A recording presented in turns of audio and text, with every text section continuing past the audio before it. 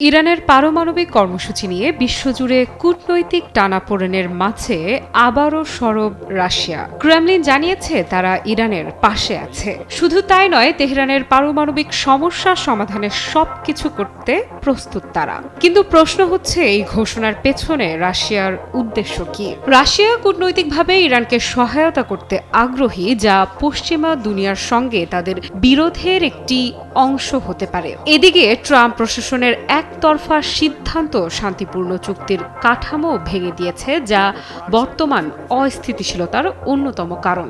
তবে ইরান এখন আরও আত্মনির্ভরশীলতার পথে। পারস্য উপসাগরীয় দেশটি চুক্তির বাইরে গিয়ে নিজেদের কৌশল বাস্তবায়ন করছে। কিন্তু ভবিষ্যতের আশঙ্কা হলো, নতুন সংঘাত শুরু হলে তা কেবল ইরান যুক্তরাষ্ট্র নয়, বরং গোটা মধ্যপ্রাচ্য ও বিশ্ব রাজনীতিকেই প্রভাবিত করবে। এই পরিস্থিতিতে রাশিয়ার ভূমিকা পশ্চিমা চাপে ভারসাম্য আনার একটি কৌশল হতে পারে, যা বৃহৎ পরিসরে চীন, রাশিয়া, ইরান জোটের সম্ভাব্য গঠন বা শক্তিশালীকরণের ইঙ্গিত দেয়।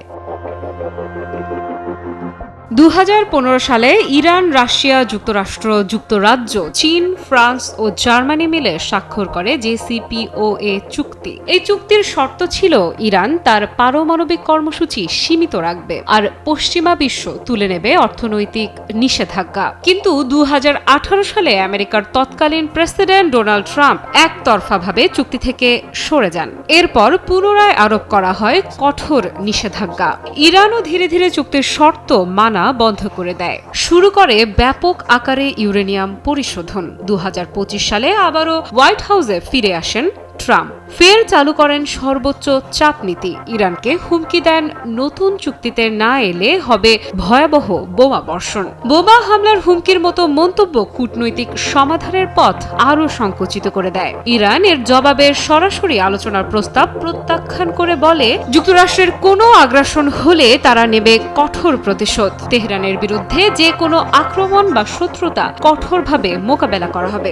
এটি মধ্যপ্রাচ্যের নতুন করে সামরিক সংঘাতের সম্ভাবনা তৈরি করে। এই উত্তেজনার মাঝে রাশিয়ার পক্ষ থেকে এলো নতুন বার্তা। ক্রেমলিনের মুখপাত্র দিমিত্রি পেসকভ স্পষ্টভাবে বলেন, রাশিয়া ইরানের সঙ্গে নিয়মিত যোগাযোগ করছে এবং কূটনৈতিক উপায়ে সমস্যার সমাধানের সব ধরনের সাহায্য করতে প্রস্তুত। অর্থাৎ রাশিয়া চায় না পশ্চিমা চাপে পড়ে ইরান আবার কোনো চুক্তিতে সই করুক, বরং তারা ইরানকে শক্তিশালী অংশীদার হিসেবে পাশে রাখতে চায়, বিশ্ব রাজনীতিতে নিজেদের অবস্থান মজবুত করতে।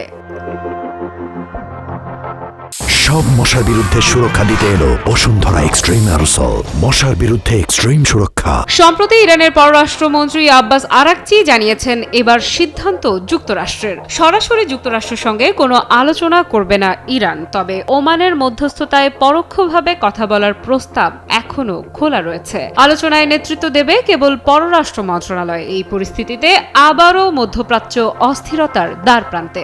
ইরান যুক্তরাষ্ট্রের সংঘাত শুরু হলে তা ছড়িয়ে পড়তে পারে পুরো অঞ্চলে। অন্যদিকে রাশিয়া এবং চীন যদি ইরানকে সরাসরি সমর্থন করে, তাহলে গঠিত হতে পারে নতুন শক্তির জোট, যা পাল্টে দিতে পারে বিশ্ব রাজনীতির ভারসাম্য।